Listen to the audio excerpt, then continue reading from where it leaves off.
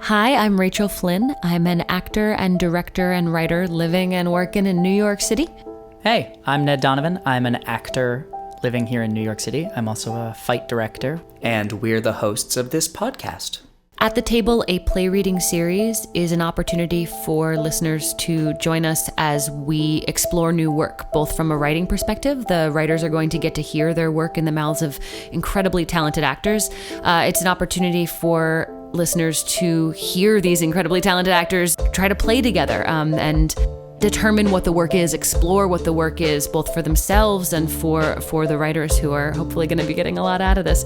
On our podcast, we are also going to be interviewing the playwrights who wrote these fantastic plays and getting their thoughts on their writing process and what led them to write the play that we just read. Yeah, we're going to get an opportunity to hear what these playwrights think about the state of theater in general and their work and the work of others, and with a lens towards the cool stuff that they're creating. Every month we'll be releasing 2 or 3 episodes. First we'll release the play, broken up into acts, and then later in the month we'll release an interview episode with the playwright where we hear their thoughts about the play, about the industry of theater as a whole, or who knows, something random like their thoughts on snacks.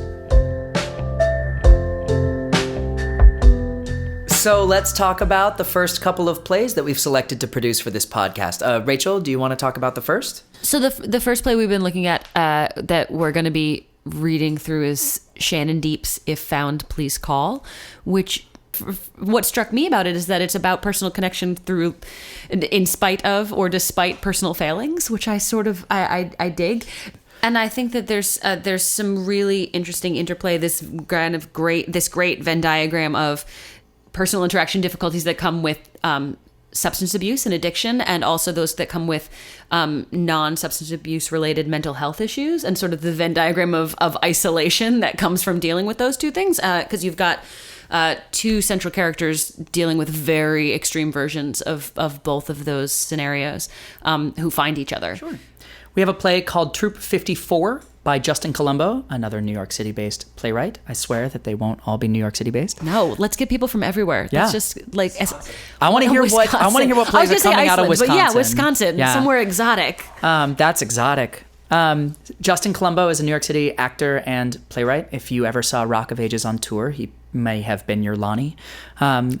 He may have been your Lonnie is the name of a podcast we haven't created yet. Yeah. He played Lonnie for, I think, 3 years on tour, 2 years on tour. And while on this tour, he wrote this play called Troop 54, which is about a Boy Scout troop who gets lost in the woods.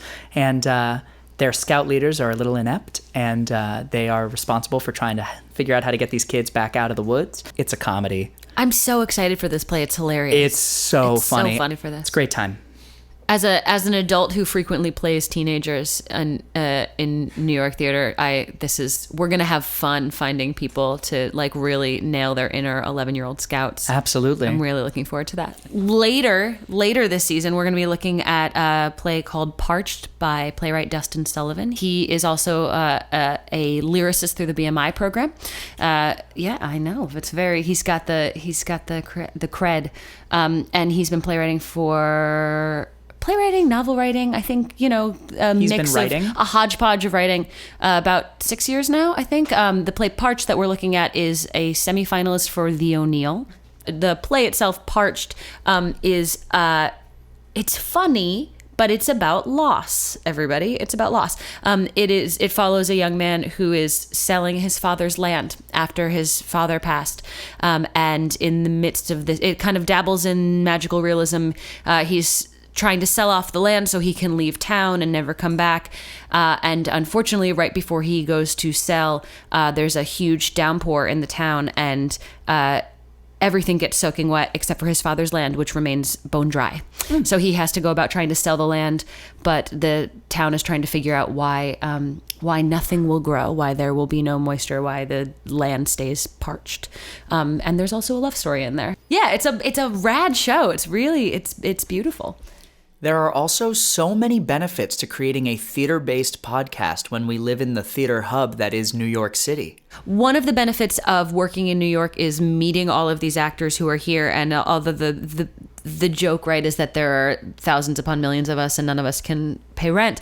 This is one of the only situations where that's beneficial, right? Because we've got all these incredible, top tier actors with like a little bit of time, willing to play on a new work and willing to sit down and really bring something exciting to these plays, many of which have not been fully produced yet. So I think there's going to be something really exciting in that, in getting an actor that's like, I can't believe they're sitting here, and hearing them touch a new work for the first time. We have people that we've talked to about this who said, I would love to be involved, and they are in Broadway shows, and they were like, I'd love to do one. If you're doing one in the morning and I don't have a show till 7, well, come on out. Like, that's really cool. And it's something that the theater community at large, not just actors, but directors, playwrights, even designers, because they want to, I have friends who, when they do these readings, they bring in designers who create mock-ups of what they would do, and then they read the play. And that's fun too. Like, it allows everyone to have a chance to play. And so often when you involve the full production aspect, we start having an administrative conversation that can kill play. I think the beauty of play readings, of readings in general, of sitting down and trying work out loud, whether for the first time or just any sort of prior to production stage, without the confines of what's going to sell tickets, who are the celebrities that we can get for this, who's going to pay rent on the theater. All of those requirements are stripped away, and it gets to be about having fun. It gets to be about having fun from a directorial perspective and from a performance perspective, and certainly for the writer. And also, it's icing if, Mr. Niederlander is listening to this podcast and says, like, that's the one I want. Like, call, you can go to our website and contact these playwrights. And obviously, we'd love to help some of these playwrights get their work further out there. That's one of the central functions here. Yeah, so if you're interested in one of the plays that we perform on this podcast, you can learn all about it at our website, www.chargingmoosemmedia.com/atthetablepodcast. We'll have information on the actors, the playwrights, the plays themselves, and we're really excited about this podcast. I'm psyched. I'm so excited for all the shows that we have coming up. I'm jazzed. When we first sat down, Ned said, we want to find shows that are completely disparate. We want to find stuff from all genres, all different types of work that's happening. And we, even with the ones that we're looking at so far this season, we've nailed it. One of the reasons I think that this is so exciting, this opportunity to hear these new plays, is we get to invite listeners into this already existing culture of play readings that's occurring in New York, that these living room play readings and kitchen play readings happen all of the time. We've all been to, our friends say, I'm trying this new one, or I have a new draft, or a friend of mine wrote this play, we need a third girl, come on over, there'll be snacks. And living rooms are not big enough for the kind of audience that I think would be interested in this. So we're inviting folks to get a sense of what this already existing world looks like, of come on in, here's a new work, sit on this couch and listen to these people do what they do really well, which is see words for the first time and 12 seconds later create beautiful characters out of them and enact this gorgeous narrative. Coming up this season, we've got comedies, we've got horrors, we've got romantic comedies, we've got all sorts of ridiculousness coming from all sorts of genres. We've got interviews with really cool playwrights from all over. We're going to hear a little bit about what they think is going on in theater. We've got amazing actors. We've got Broadway actors, off-Broadway actors, West End actors coming from all over to come play with all of us. And I would imagine just a ridiculous number of snacks. That's really... Snacks. Yeah, so many snacks. Send us snacks. Please send us snacks. Send us that popcorn thing. And now, here's a special sneak peek of our first episode, If Found, Please Call by Shannon Deep. In this scene, our protagonist, Helena, has come to return a lost cat that she found to its owner, Noah. And just as a warning, this scene does contain strong language. Act 1, Scene 2, the living room. Hello? Hello? I have your cat? The door was open, so... From off, Noah can be heard talking on a cell phone in hushed tones. I really can't have this conversation right now. We couldn't have talked about this last night? Is that really my fault? Noah is about to enter the living room. Helena panics, not wanting to catch a stranger on the phone in his own home. The crate meows. Shh. She ducks just out of sight behind a wall or large piece of furniture. Noah enters. He rifles through a few drawers. Amy, listen to me. If you keep this up, I honestly don't know how much longer I can... Because I am at his birthday party, and I am trying to find his fucking EpiPen in case a bee stings him or he eats the peanut butter. It's not the landline, but it doesn't matter. He finds the EpiPen in a drawer, then slams it shut, exiting. I have to go. I'm going back outside. Amy, enough. Noah exits to the backyard. Joey enters from the backyard and startles Helena. He is several years younger than she is and dresses like a high schooler. The crate meows. Hey. Hi, are you Noah? Yup, I'm Noah. You're the lady who called about the cat? Toby, yes. I'm sorry, the door was wide open and I kept knocking, so I just walked right in. Oh, dude, totally fine, really, no worries. There's a birthday party out back, people in and out all day. You see the little kids? No, but I could hear them, I think. Yeah, it's a fucking bouncy castle, man. Kids lose their shit over bouncy castles. I don't... You want something to drink? We've got like beer and wine, juice and pouches. Oh, these things are like crack. No, that's okay. Can I just... Cake? Do you want cake? We got so much fucking cake. I'd like to put your cat down. He's kind of heavy. Oh yeah, sure. Here, take him. I'll take him, and I will put him in the basement to chill out for a while. Hey, little dude. How'd you get him in there? He really likes tuna. I'll be right back. Don't move. Joey exits with the crate. Helena sees a stack of coasters on a table. She unstacks them and lays them all out. Joey returns with the empty crate, towels, and used duct tape. You really had him in there. He was like a cheetah or something. Well, I just didn't want him to get out. It would be a shame if I lost your pet after I just told you I found him. Well, congrats. Tubby is back, safe and sound. Why don't you sit for a minute? Oh, okay, thanks. So, I thought the cat's name was Toby? Yeah, it is. I call him Tubby as a nickname. Oh. How long has he been gone? Few days, I guess. You don't know? Sure, I know. I have to think about it. Well, I think a window was left open Tuesday, and he just jumped on out. Does he do this a lot? Yeah, I don't think so. Seems pretty lazy. Do you want to know where I found him? Definitely. Just sitting on my porch. A big black and white puffball on my lawn chair. So you live close by? Just 2 streets over. I recognized him from the poster instantly, and I got so excited. I always looked at those lost pet posters when I take walks, and I wonder about them. Do you ever do that? Months after, they're all faded and torn and wrinkly from rain, but nobody has taken them down. Did you ever wonder if they were found? You never know. Nobody ever posts, "Thanks, we found Milo" flyers. So you never know. I guess you don't. So Would you whose like birthday some is... cake? Oh, I'm sorry. No, you go ahead. I was just asking whose birthday it was. Oh, right, my nephew.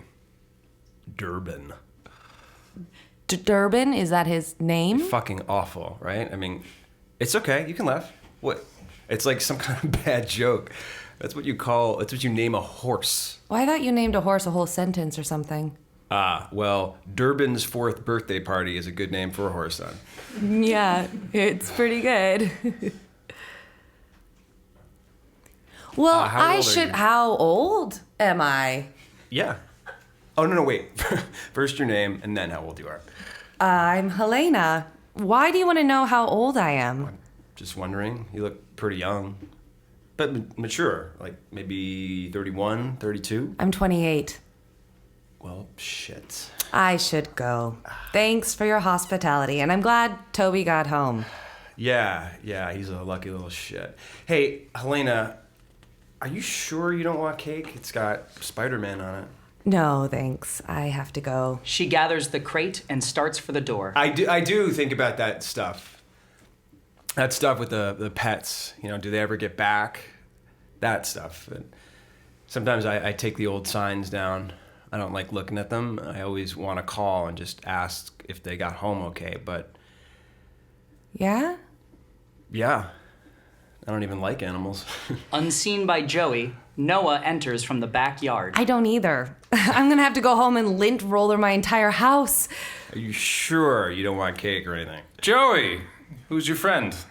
This is Helena. Hi, I'm Noah. You're Noah? Yes? He's Noah. Who are you? I'm Joey. Joey? Who's Joey? He's Joey. Who are you? Me? I brought the cat back. Toby? You brought Toby back. That's great. Wait, what do you mean, his cat? I don't know. I'm not sure whose cat it is anymore, but it's in the basement now, and I am confused, and I am going to leave. Helena goes to leave. Joey runs between her and the door. Oh, please don't. I'm sorry. What did you say to her? Goodbye. Good luck with Darwin's birthday party. It's Durbin. My son's name is Durbin. Your son... So this is your brother? In-law.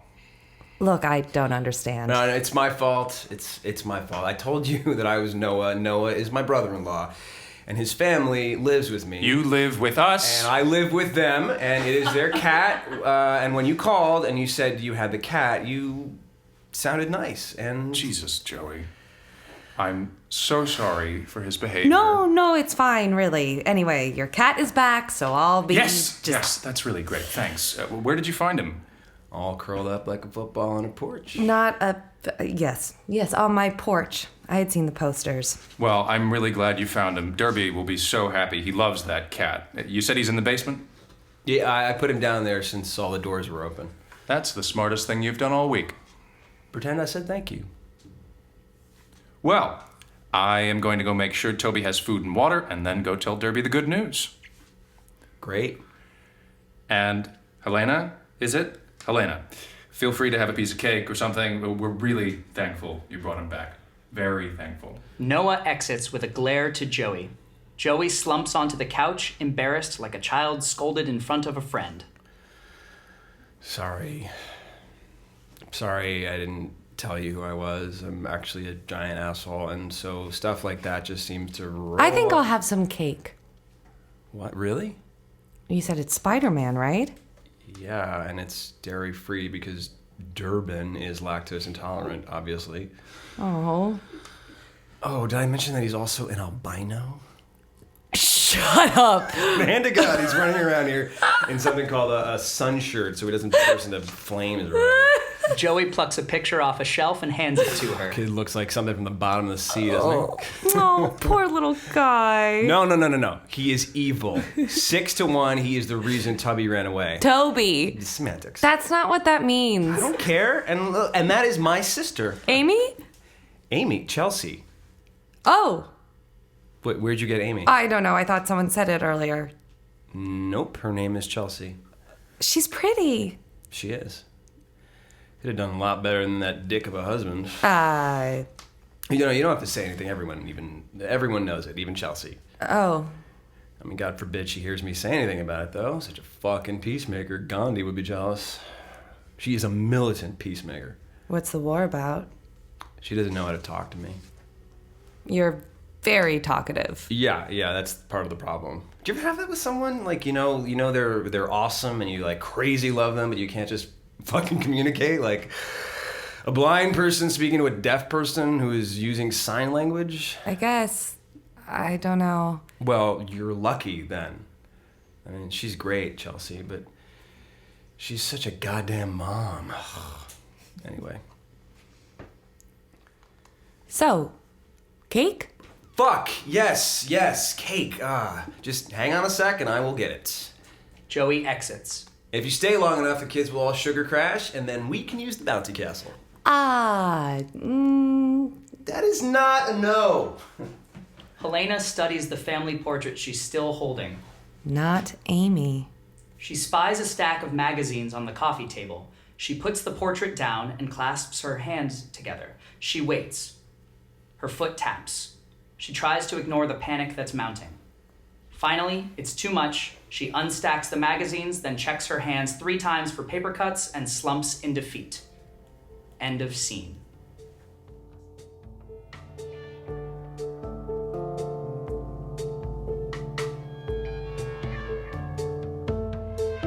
At the Table, a play reading series, is produced by Charging Moose Media, recorded by Marcus Bagala in Astoria, New York, artwork by Haley Schibel. Haley is a graphic designer and animator living in New York City. And what's interesting is it's the only visual aspect of this podcast that will ever exist. It is the only thing people will ever see, and she did a brilliant job creating something that we're very happy with and catches the eye.